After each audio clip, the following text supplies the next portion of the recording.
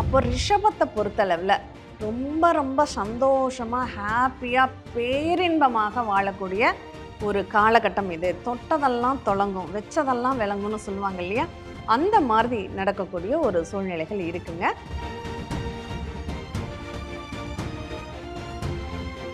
10-11 தொழிலில் வரக்கூடிய உபரி வருமானத்தை தான் அந்த 11 லாபம் அப்படின்னு நம்ம சொல்றது. அந்த லாபம் உங்களுக்கு நல்லா இருக்கா? நல்லா இருக்கு.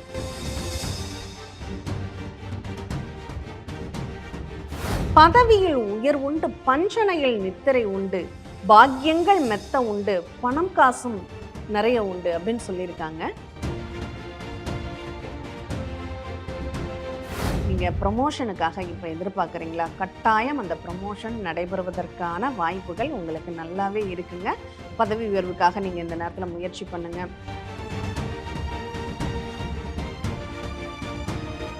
திருமணம் சார்ந்த தடைகளை இதுவரையும் நீங்கள் சந்திச்சுட்டு வந்திருக்கீங்க, அதில் இன்னும் ஒரு ப்ளஸ்ஸாக ஒன்றும் பெருசாக எதிர்பார்க்க முடியல அப்படின்னு நினச்சிட்டு இருந்தீங்கன்னா, இப்போ அந்த திருமணம் சார்ந்த நிலைகளும் உங்களுக்கு சாதகமாகவே இருக்கும்.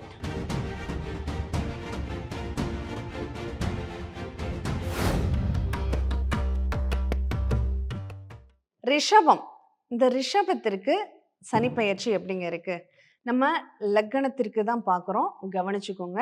அட்சய ராசிக்கு அப்படின்னு நீங்கள் எடுத்துக்கிட்டாலும் சரி, அட்சய லக்னத்திற்கு அப்படின்னு நீங்கள் எடுத்துக்கிட்டாலும் சரி, ரிஷபத்தை பொறுத்தளவில் இந்த சனி பகவான் என்ன பொறுப்புகளை வகிக்கிறார் தெரியுமா?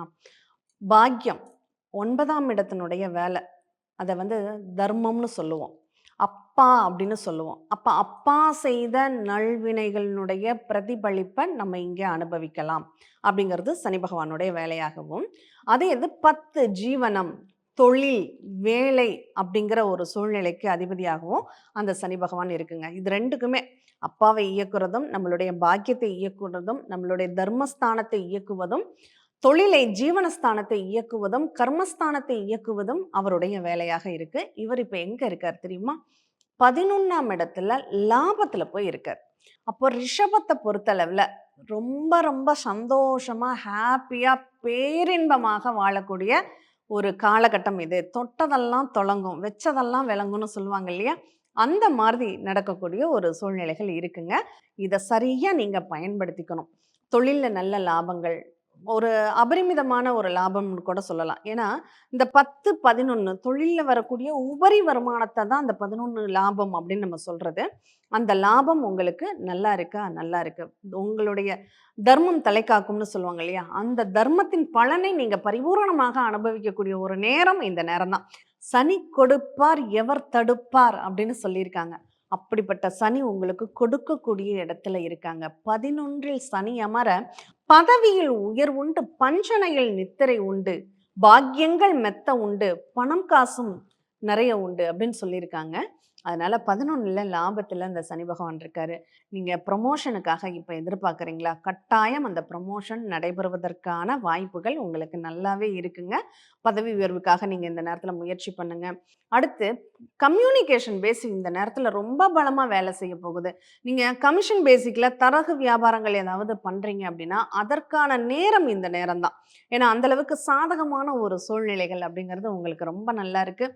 ஆன்லைன் வர்த்தகங்கள் சம்மந்தப்பட்ட தொழில்களும் இந்த நேரத்தில் ரொம்ப அற்புதமாக இருக்குது அப்படின்னு சொல்லணும்.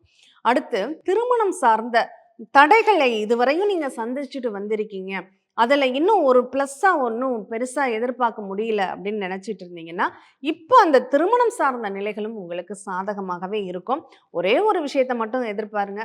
இந்த சனி பகவான் 11ல் இருக்காருன்னா, நீங்கள் சந்தோஷமாக அந்த திருமணத்தை நல்லபடியாக நடத்துங்கள்.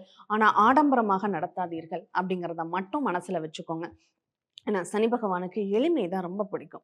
அப்போது ஒரு விஷயம், ஒரு லாபம் கிடச்சிருச்சுன்னா கூட அந்த லாபத்தினுடைய அளவை ஒரு பெரிய பார்ட்டி வச்சு நான் எல்லாருக்கும் அதை நான் சொல்லணும் அப்படிங்கிற மாதிரி தயவு செஞ்சு பண்ணிடாதீங்க. அதுதான் உங்களுக்கு அடுத்த கட்ட பிரச்சனைகளுக்கு காரணமாக அமைஞ்சிடும். அதனால அந்த மாதிரி எக்ஸ்ட்ரா நீங்கள் அந்த அந்த சந்தோஷத்தை பகிர்ந்துக்கணும்னு நினைக்க வேண்டாம். அது நடந்ததா கடவுளுக்கு நன்றி சொல்லிட்டு அதை அப்படியே அமைதியாக கடத்திக்கிட்டு வாங்க. அதுதான் இந்த சனி பகவான் உங்களை பக்குவப்படுத்தக்கூடிய நேரத்தில் இருக்கார்.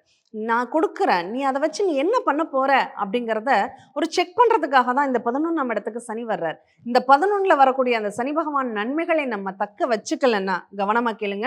இந்த 11ஆம் பாவகத்தில் இருக்கக்கூடிய இந்த சனி பகவானுடைய அந்த லாபத்தையும், தொழில் விருத்திகளையும், தொழில் ரீதியாக ஏற்படக்கூடிய அந்த நன்மையான பலன்களையும், நமக்கு உபரி வருமானத்த நம்ம சேவ் பண்ணல அப்படின்னா, அடுத்து நம்மள எங்க கொண்டு போய் மாட்ட வைப்பாரு? 12ஆம் இடத்துக்கு போறப்ப தண்டிக்க ஆரம்பிச்சுடுவார்.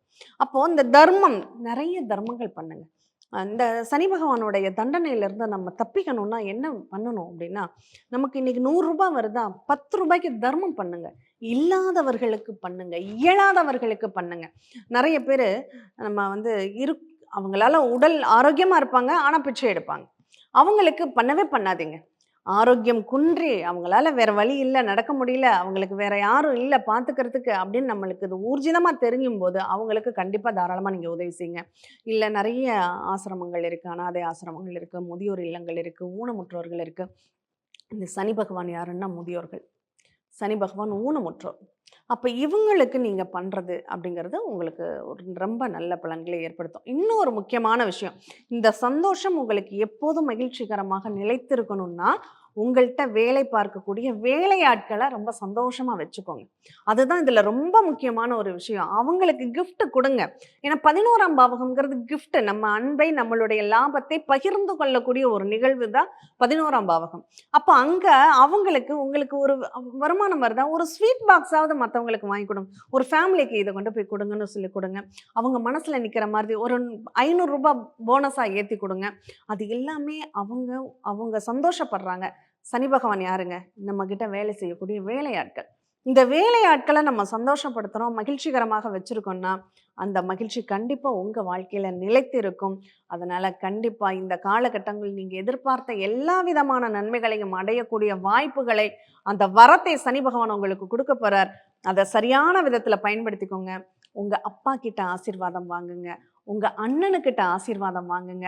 உங்க மூத்த சகோதரிகளுக்கிட்ட ஆசீர்வாதம் வாங்குங்க. அவங்களுக்கு வேண்டியதை ஏதாவது ஒரு கிஃப்ட் பண்ணி அவங்கள சந்தோஷப்படுத்துங்க. அப்பா கிட்ட இந்த நேரத்துல உங்களுக்கு ஏதாவது ஒரு லாபம் கிடைக்கணும், சந்தோஷம் கிடைக்கணும், போட்டித் தேர்வுகளில் வெற்றி பெற வேண்டும், அரசியல்ல நல்ல ஒரு ஸ்ட்ராங்கா ஒரு இடத்த நான் பிடிக்கணும்னு ஆசைப்படுறீங்கன்னா, இப்ப அதுக்கான அஸ்திவாரத்தை இப்போ போடுங்க. கண்டிப்பா அதற்கான ஒரு சூழல் உங்களுக்கு சாதகமாகவே அமையும். ஏன்னா லாங் டைம் 2 1/2 வருஷம் உங்களுக்கு வாய்ப்புகள தரப்போறாரு. அந்த 2 1/2 வருஷத்த சரியாக பயன்படுத்திக்கோங்க. ஆத்மார்த்தமா சனி பகவானுக்கும் நன்றி சொல்லுங்க. கண்டிப்பா உங்க வாழ்க்கை இந்த காலகட்டங்கள் வசந்தமாகவே இருக்கும். சித்தர் பூமி